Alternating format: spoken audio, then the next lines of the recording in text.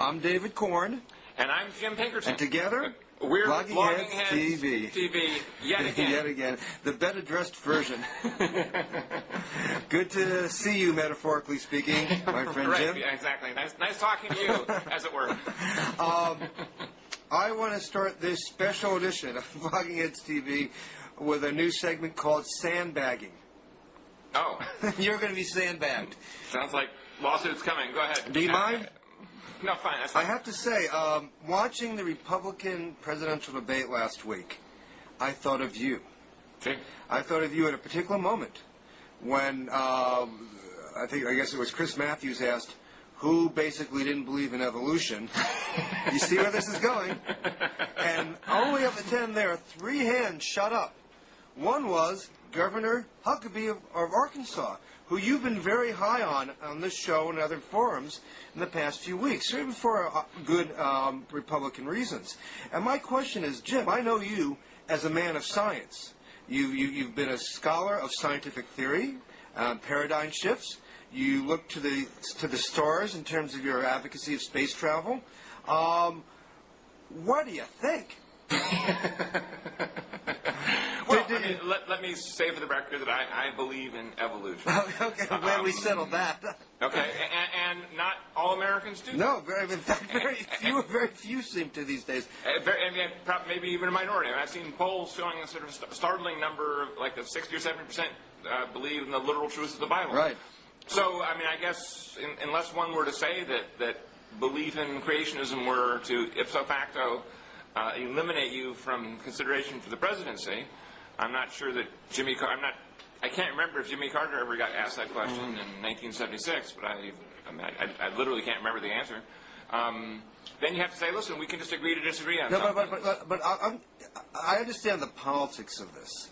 And asked about it later, Huckabee said, well, maybe God used evolutionary devices to get us to where we are today, but he tends to believe the story of creation in the Bible, which is 6 days, not 7. My question to you is, putting politics aside, in assessing Huckabee as a potential leader, as a man, as an intellectual, as a thinker, what does it mean to you when he talks about creationism in those terms? To be honest, not a whole lot, okay. Because I don't think he would have much effect on the curriculum in schools in most parts of the country. I think that the scientific consensus and the intellectual consensus around evolution is pretty strong. In places where they try and do away with it, like Kansas a few years ago, the school board that was trying to purge evolution and was from the curriculum, I think was defeated at the polls. Look, the American people have good sense, and I think that when the question of evolution and creationism is put to them as a religious question, right, they do tend to give what they think of as the religious answer. And yet when the question is put to them as in terms of science and education and technology, I think they give a different answer, and that's just there's a contradiction that critics and snipers like you and sandbaggers will seek to wedge and to pull apart and so on and so on. But I don't think that most Americans see them, the evolution creation. Listen, I'm not talking about most Americans here. I'm talking about one American, Jim Pinkerton. I just feel, I don't mean to be overly, provocative here now, but as a man of science, technology, and education yourself, I'm just asking you, what does it signify to you if when a leading American says that they don't accept evolution or they believe in creationism? Of course you're. I got to tell you, I know tons of Americans, admittedly not running for president, who believe in creation. Right. I know tons. And here in Washington, if you can believe it, and they're everywhere. It is a common belief. Do you think it's sort of an anti-intellectual belief? Do you think the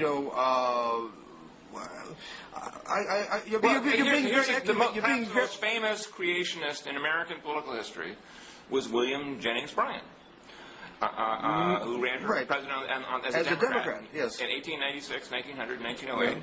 Defeated 3 times, was by most reckoning kind of an honorable guy. There's a very, very sympathetic biography of him recently by Michael Kazin at American University, which I actually reviewed for the American Conservative magazine a year ago or so. And Kazan's point was that, look, I mean, Brian had lots of views on creationism and so on, but among the views he had on evolution was that if this idea of evolution, of survival of the fittest, of natural selection, if these ideas were properly played out, or fully played out more precisely, as they were being in the 19th century and early 20th century when Brian was around, then this will lead to horrible ideologies of elimination and extermination and social injustice, because if we ever got to the point where powerful people and rich people could say, well, we're powerful and rich because we deserve to be, and that's Darwin's will to do that, then we could just simply crush them with impunity and not feel bad about it. That was a big part of the reason why Brian was so exercised over the Scopes trial in 1925. And I have some sympathy with that notion that a too literal reading of Darwin will lead, as it has in the past, I understand to eliminationist ideology. I understand that. That's not what is at play here. And you and I tend to agree too much on this show. So I'm trying to find something that we can really get hot and heavy and passionate about, because it drives ratings. I have a hard time, and I'll admit my bias here, why I want to be respectful of other people's theological views. I will admit, I have a hard time looking at an educated person who tells me they believe in literal creationism, and believe and believe that person is indeed sincere and is indeed a thinker in full step with reality. Fair enough, but just a quick question for you, David. Do you believe the Rosenbergs were innocent? No.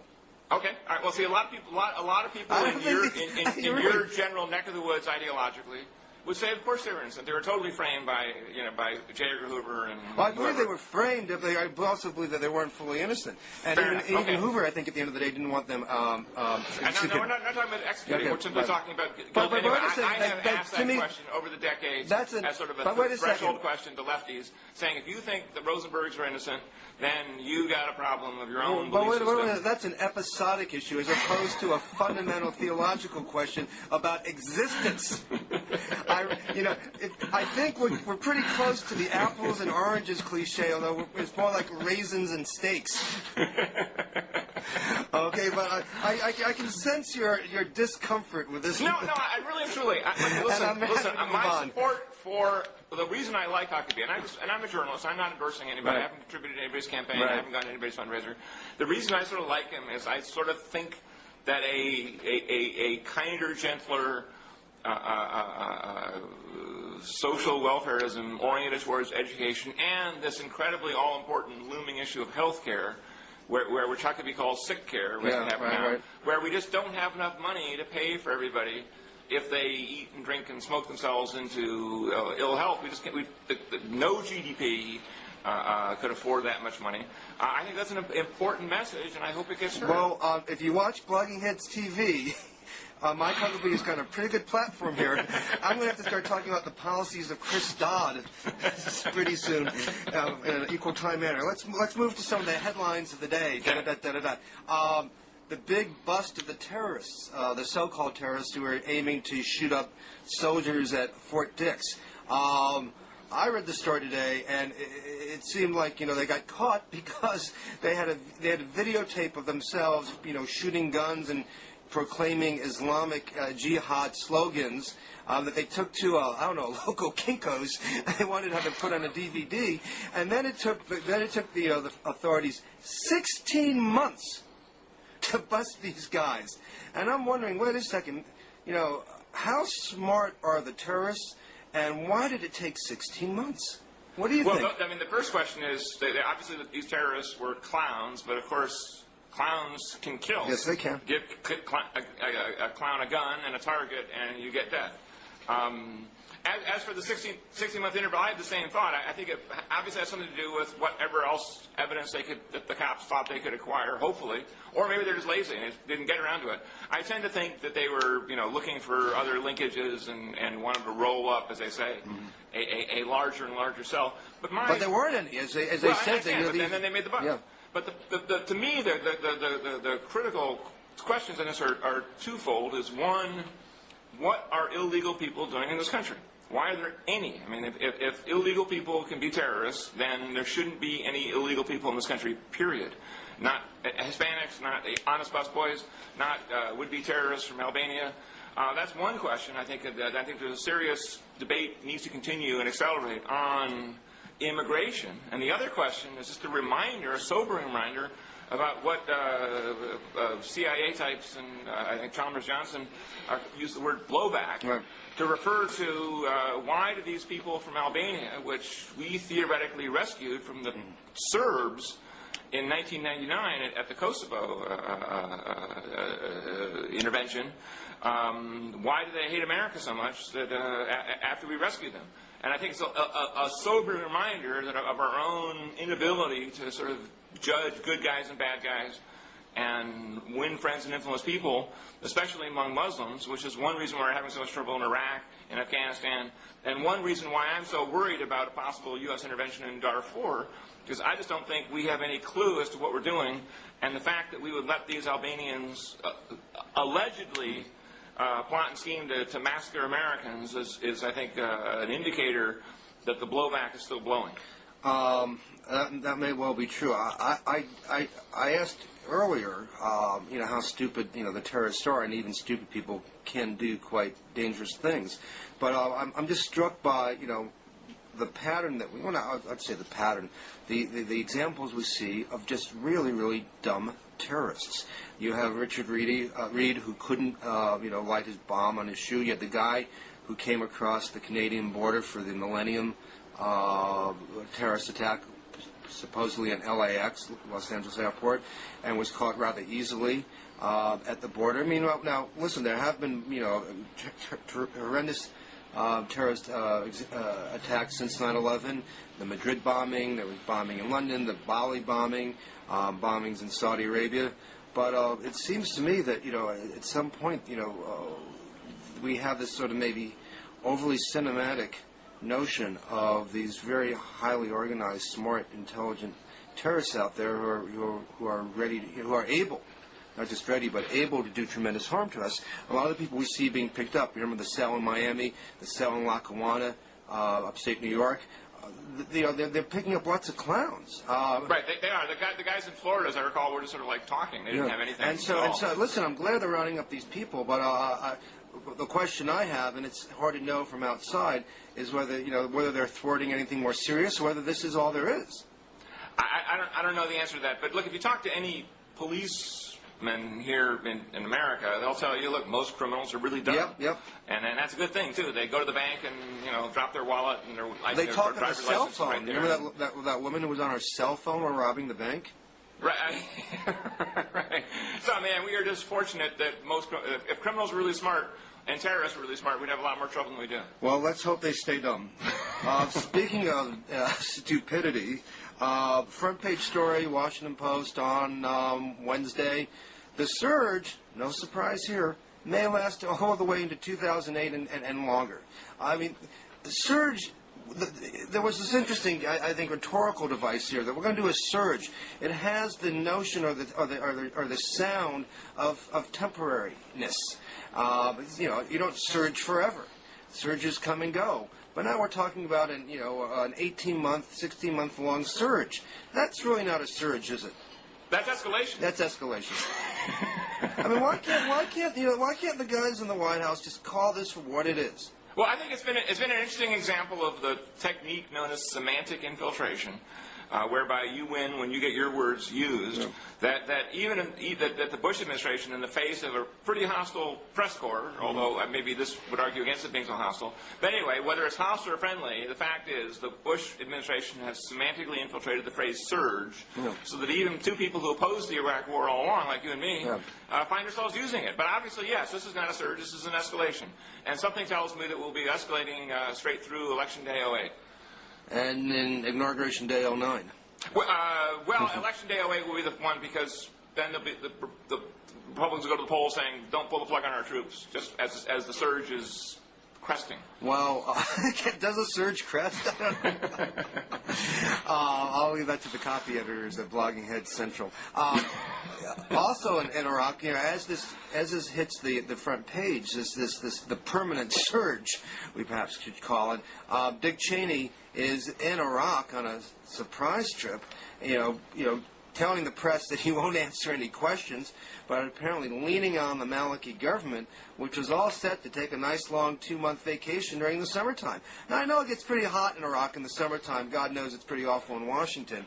But, the whole image of the Iraqis, taking off those 2 months while American soldiers continued to die to preserve the Iraqis' right to, supposedly preserve their right to democracy, is really, really bad PR, to say the least. I agree. I mean, look, it's a lot like Vietnam. Back then, we had a completely corrupted and incompetent South Vietnamese government that the Johnson and Nixon administration would say, oh, no, actually, they're really good. Don't underestimate the ARVN, the Army of the Republic of Vietnam. And so you'd get sort of the obvious realities reported by, the likes of David Halberstam or whoever saying, look, the South Vietnamese army is no good and they don't want to fight. And they have a paper strength of 1 million, but in fact nobody's actually in combat. And then there's sort of that, and then the spin coming out of the White House, the so-called, or in Saigon, the so-called Friday Follies, where they say, 82 battalions of South Vietnamese troops engaged ferociously and heroically, da-da-da. And none of it was happening, but it was enough to keep support for the war going for, I guess, 2 presidential tenures.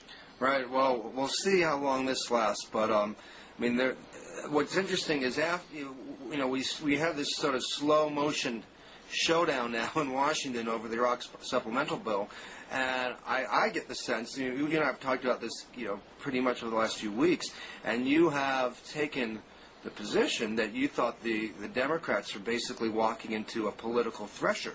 It seems to me in the last couple of days you have more Republicans coming out and saying, well, we want to see action by September.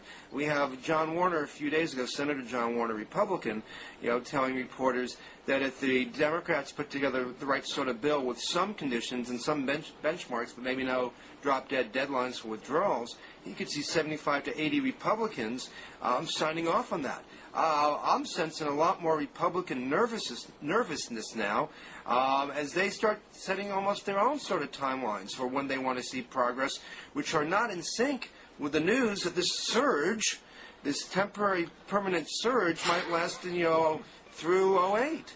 Well, look, do you sense any sort of shifting of the political ground that we've been talking about? I do, but my macro point was always this, is that on Election Day 08, that's a year and a half from now, yes, and Election Day 10 and 12 and 14 and so on, for quite a while into the future, whichever party gets tagged as having caused the defeat in Iraq will pay a huge political price. And so I grant you that Senator Warner and Congress Minority Leader Boehner and others are sort of talking a certain new talk.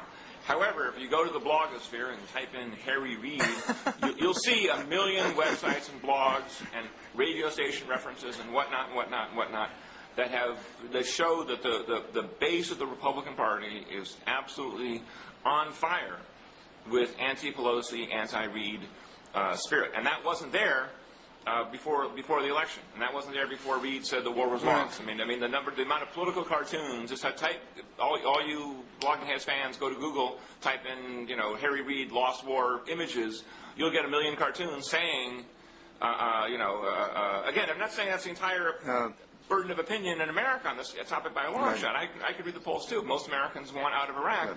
All I'm saying is that there'll be as it were, a buyer's remorse when the war is actually lost and the reckoning comes in as who gets blamed. And I think that Harry Reid, having said we lost the war a month or so ago, whenever that was, has stamped the Democrats as the party that mostly pulled the plug and raised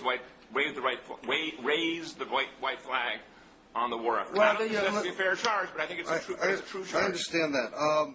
Buyer's remorse, may or may not come, but before buyer's remorse, there is another election, and there's sort of the fear of defeat remorse seems to be setting in, or worry among some Republicans. And, things may play out exactly as Pinkerton, a.k.a. Cornack, is predicting right now. For you younger people, I won't even explain that reference. Just ask Rich Little. But you know, before any of that has to happen, you have to deal with the funding of the war several times in the next year and a half before the next election, and of course, the next election is going to occur. And you know, the news out of Iraq is not going to turn public sentiment, and I think Republicans, at least now, are on a shorter term glide path, and aren't seeing the far horizon that Jim Pinkerton is. You're right. I mean, that's right. Look, it's a given that Bush, almost a given that Bush will stay in the war big time through the end of his presidency. Yeah. Okay. So in that sense, any Republican looking at the November 2008 election will say, "Holy moly, I don't want to get tagged as a Bush stooge," as a lot of my colleagues were in 2006 when they got beat. Yes. So I need to show my independence, blah blah blah, and vote for something that the Democrats have cooked up down the road somewhere, knowing that the vote the Republicans cast won't matter because Bush will veto it and the war will continue. Now, the reckoning will come when the war ends, which if David, you're the one following the Democrats most closely, I would assume that you would say with some confidence, or maybe even a substantial confidence, but not total confidence, that President Hillary Clinton, if that were to happen, or President Obama, or President Edwards, or whoever, or President Dodd, would in fact end this war. I mean, maybe they wouldn't. Maybe they'd be so afraid of losing that they'll stretch it out, looking for their own re-election campaign in 2012. I don't know. But I'm saying what I would not want to be, and this is my Karnak, the not so magnificent moment here, is the Democratic president in the White House, if and when the U.S. Embassy in the Green Zone gets evacuated, a la Saigon in 1875. Yeah, listen, I've been saying that too, and I think that's why the Democrats, are doing all they can now to push Bush to start doing something, even if he did. Right, they want him to lose the war. They don't want to win the White House and then lose the war on their watch. They want to arrange for Bush to lose. They want him to accept accountability for what he's done and bear the burden for getting us out of the mess he created. He, of course, like any good 13-year-old, is saying, "No way. You can clean up my room after I go to college." And not a moment before that, and that is the dilemma. So the responsible adults who will deal with this will end up you're right, may end up getting the blame. We'll see what happens. But speaking of responsible adults, let's shift right over to another story ripped off the front pages and brought to you, watchers of Blogging Heads TV, and that is the Paul Wolfowitz saga.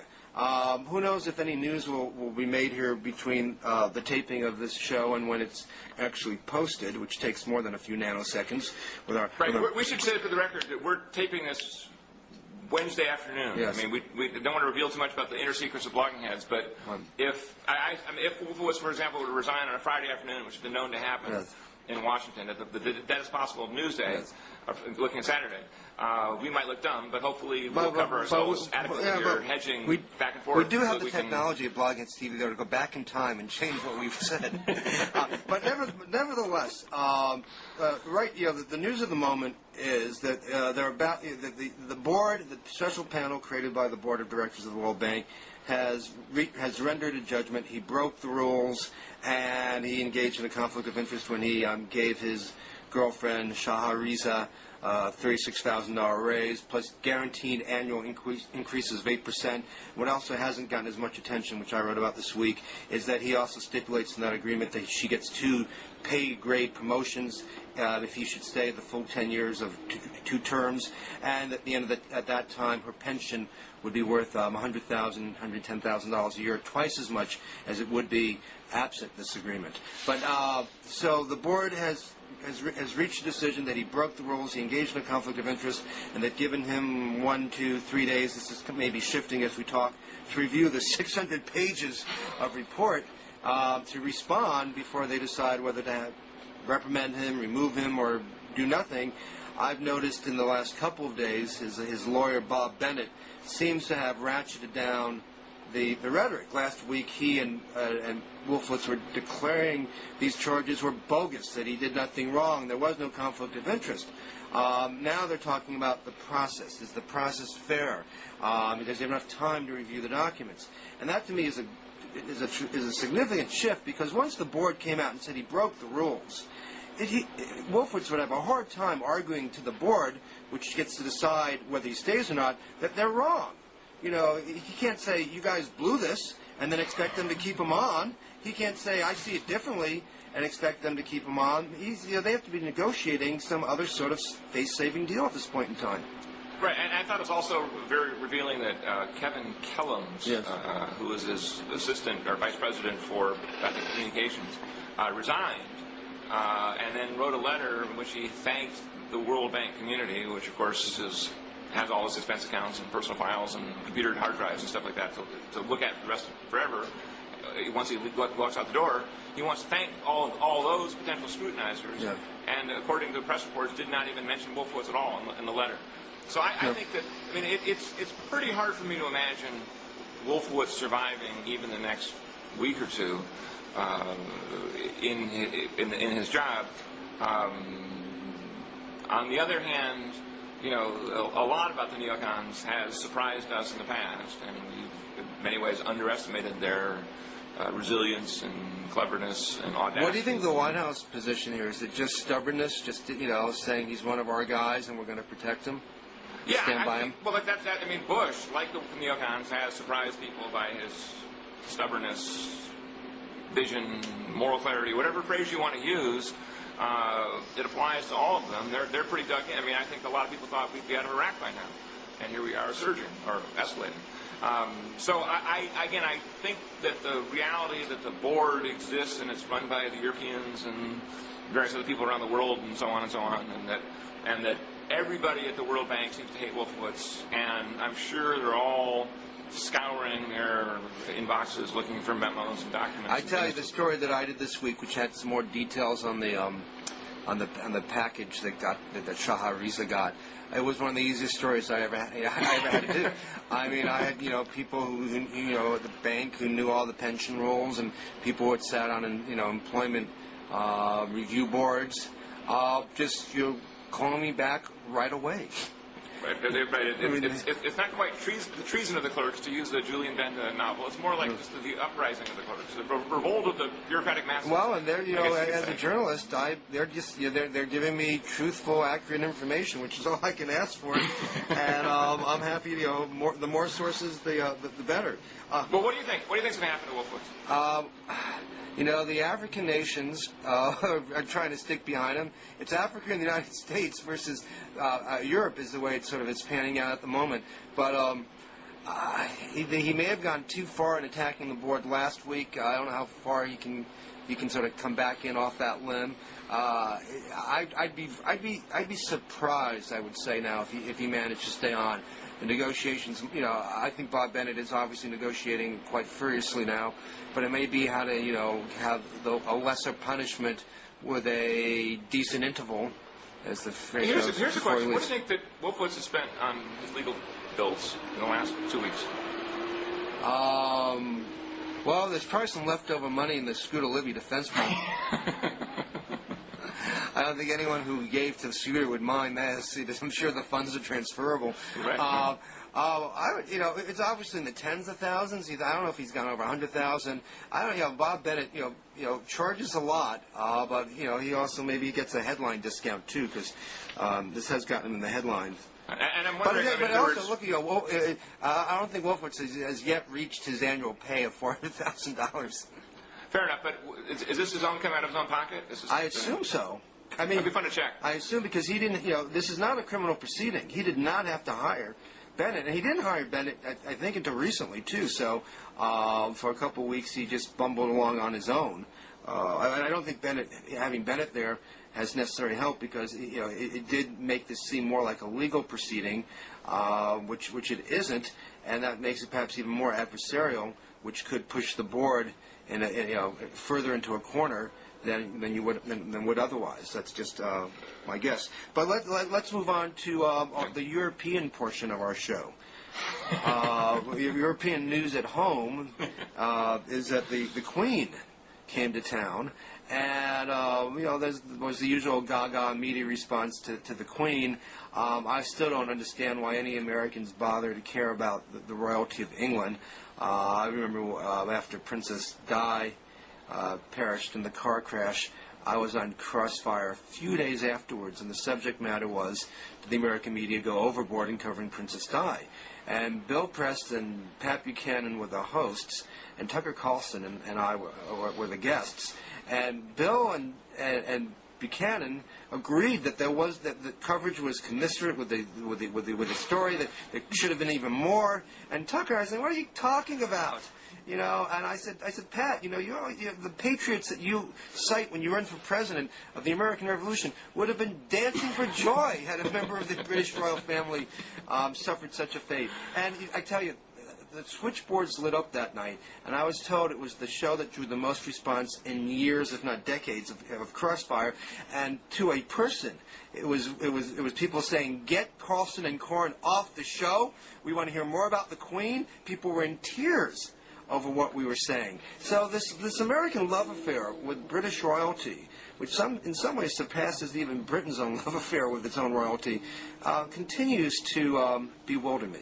It is a little bit on the recent side. I mean, certainly the Irish at one time had strong feelings about the British royal family, as they did about the British overall. In my hometown of Chicago, Big Bill Thompson ran for mayor in, I think, 1927, and he had sort of his basic campaign. You were not around at that point. I was not around. But anyway, if King George V ever showed up in Chicago, that Mayor Thompson would punch him in the nose. And I mean, that was sort of the feeling of, you know, with the Irish independence and the Easter Uprising and so on and so on. I think since the experience of World War II and the kind of subduing of the Protestant-Catholic split and the election of John Kennedy. The Beatles. The Beatles.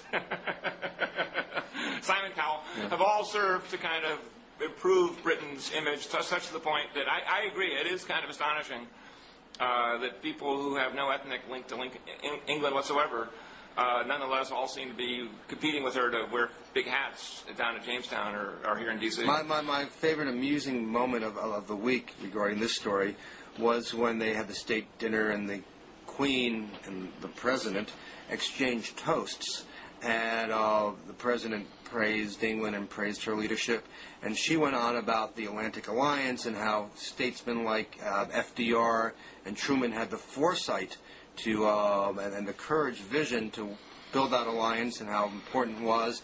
And while we have problems today with Iraq, Afghanistan, global warming, she hoped that we could take inspiration from those past leaders, saying nothing at all about the current leader. You know, so it was all her praise was for American presidents of the past. As she noted some problems that the current American president hasn't really picked up the ball and run with, or in fact has even created on his own. I wondered if ye old wordsmiths of Buckingham Palace had very cleverly, derived such a toast. Well, I mean, why am I reading too much into this? Well, first of all, what you blogged about was a good point, and you demonstrated the argument you make textually pretty well, the way you set it up.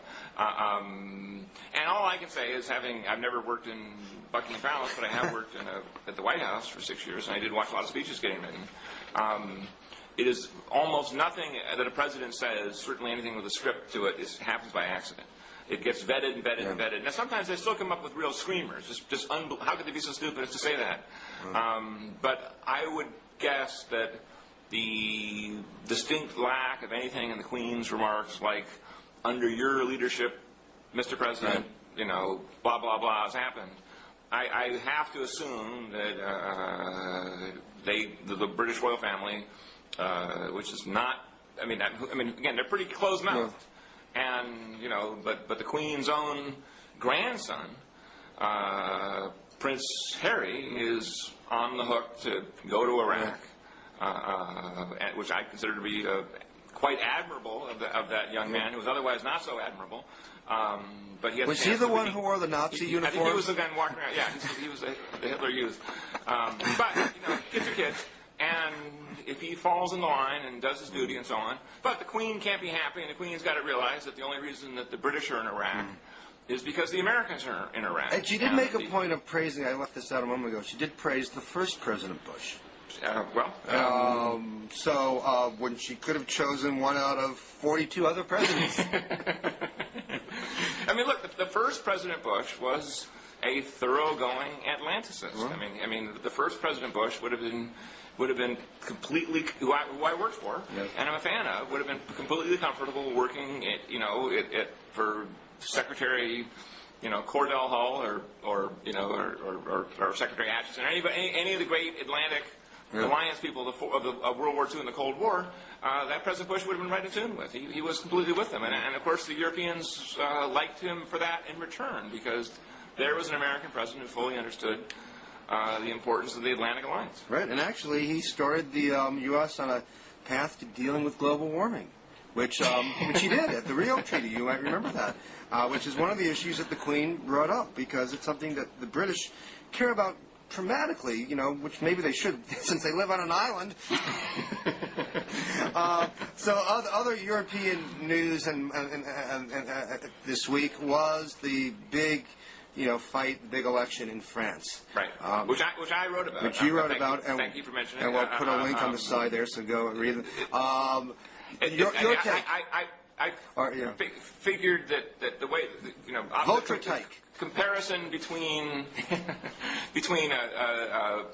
President-elect Sarkozy and former New York City Mayor Rudy Giuliani, I think has been made enough times. So I tried to sort of step back a little bit, and so I did my best to get in the head of. You mean Sarkozy likes to wear dresses too? God, I missed that part of the election. I thought the other one was the one in the dress. Anyway. Anyway, I tried to get in the head of Edmund Burke, the great British conservative, who was totally against the French Revolution, which he saw as, incipient Bolshevism and horrible and terrible. Vulgar. But at the same time was a strong supporter of rights for the Irish, rights for the Americans, rights for the Hindu Indians. And in other words, he was not a total reactionary. He was just simply a moderate conservative who opposed radicalism and was in favor of incrementalism. And I think Sarkozy represents a kind of a return to a kind of a French nationalism, which I think stands France in much better stead than either the kind of open borders craziness of the left or the kind of cynical European Union ambitions of like the Giscard d'Estaings of the world, which I think has led Europe into such a funk of unrepresentative Brussels. But the key issue, the key question I have for you is under the Sarkozy regime, will France still be a nation of surrender monkeys? I've always been sort of a closet Francophile, and if you've ever been to France, as I'm sure you have, and you've been along the World War I battlefields, and you see where almost 2 million Frenchmen were killed in World War I, in a war that cost Americans about 100,000 lives, and it cost France, which is a country about a quarter the size of the United States, 2 million. You realize the French are perfectly capable of fighting hard and fighting well. Not to mention Napoleon and a few others like that. They had a bad stretch in the 20th century, that's for sure, in the later 20th century. But I think that what Americans hate about, or many Americans hate about France, is that they have opposed American policy on a lot of things that, frankly, should have been opposed, like the Vietnam War. Charles de Gaulle, which we inherited from them. Well, that's right. Charles de Gaulle said, "Look, we made a mistake in Vietnam, and President Kennedy, you would make a mistake if you went in." And to which Kennedy, in effect said, "That's very nice, but we got to do what we got to do. We're going to go in there and do it better than you guys did." Well, now we know. And then, of course, Algeria to Iraq is another parallel. Both cases of white European countries attempting to keep control of large, restive native Muslim populations. Right. And I think that, again, if America had learned either from the French disaster in Vietnam or the French disaster in Algeria, a lot more of our fellow citizens today would be alive. The big loser of the week, of course, was Hillary Clinton. Because everyone wondered if the defeat of Royale meant anything for her, and her campaign was out this past week, disabusing people of any notion that there's a peril. But I wonder, if we've obviously, women elected in England and in Germany and other parts of Europe. Do you think there was any sort of gender basis to the election. Not really. I think that, Royale was just a leftist, and the world doesn't want leftists anymore. They want Mike Huckabee. They want. Oh, well, yeah, we'll see. Hey, they want moderate conservatives America, of the Sarkozy, Huckabee stripe. Well, it may just be that Europe is on a different, pendulum swing than America. America, what was the Republican cry before November was that Nancy Pelosi and others, Charlie Rangel, all these black Democrats, were crazy radicals who were going to come, socialize your local hometown as soon as they won power. But yet, America moved, if you can judge these things by electoral results, moved left here by voting for Democrats, progressive, populist Democrats, even though some had some social conservative positions they took. But a guy like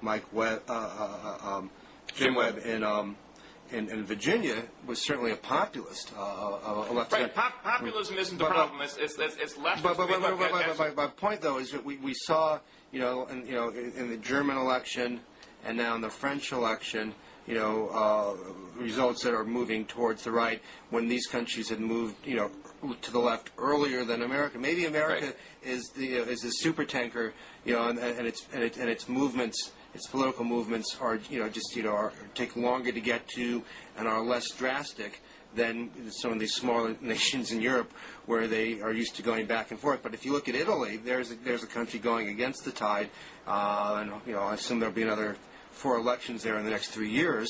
But nevertheless, they threw out Berlusconi, who seemed to be riding the Bush cycle. So it could just be that what there are different seems to be cycles going rejected over and over again is the signature issue of the previous socialist government in France, the last one, was the 35-hour work week. Right. We're simply going to defy the world economic pattern and simply mandate that people work 5 hours less, but employers pay them just as much. And that's the kind of head-in-your-sand thinking that is clearly being repudiated. And you can't have open borders, and you can't have a careless attitude towards law and order. Those are sort of the gut issues that the right that there's no reason why the parties of the left, if you will, the Democrats, the Christian Democrats, the Social Democrats, whoever, can't be for those things well, too. They are. Look how successful Clinton was with his 100,000 cop program. The parties of the left can do it, but they have to be willing to do it. And the French left is arguably the most left-wing party coalition certainly in Western Europe. And they haven't really ever gotten that message about Thatcher and Reagan and so on, and how Thatcher and Reagan moved both parties, including the liberal part, the left parties, to the right. And they didn't get the message, and Royale tried to cover up her own leftism with a sort of a sex appeal. She's admittedly the hottest 54-year-old in politics that I know of, but it didn't work. Yeah, not so bad there. The interesting thing, though, still is that I don't think the parties of the right, if you look at Germany or you look at the Republican Party here, have a good answer to the challenges of globalization. They simply don't. I don't think the parties. I don't think I don't think Clinton's neoliberal approach of pushing things like free trade have solved the issue well. So yes, a 35-hour work week, seems to be flying in the face of the globalization pressures. But I think parties on both sides do not have a good, coherent, effective response. And the one thing I'll say about Sarkozy is that he came up with a very clear approach for his during his campaign. He certainly has the mandate, and I think the French are going to are rightfully going to be expecting results pretty soon.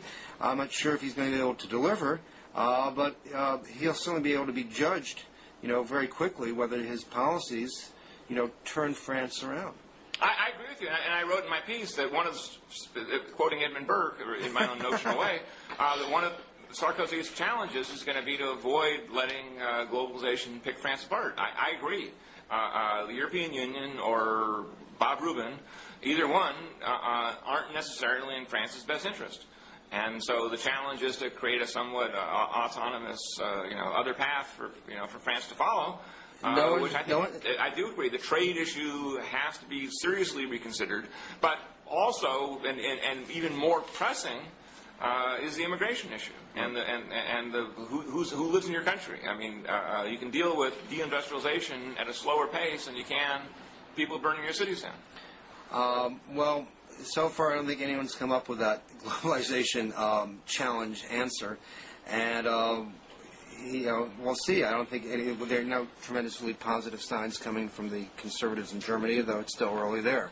And this is an issue. I think this actually would be the number one issue in the next election here, were it not for the war. And eventually America's going to have to come to terms with this. We talk about it in sort of roundabout fashion, but it hasn't been fully broached yet, I think, by any of the candidates on either side here at home. I agree with you. Oh my goodness! So why don't we end? Let's go. On a wonderful, it's not transatlantic. We're trans-Washingtonian. You're on one side of town. I'm on the other side of town. But we reach out and hands across the Capitol, and come together to join together in that wonderful final agreement. Okay. So anyway, thanks a lot, Jim. It's always fun. Thank you, David. And I'll be watching Mike Huckabee. I know you will be too. And we'll talk again soon. Thanks a lot. Bye.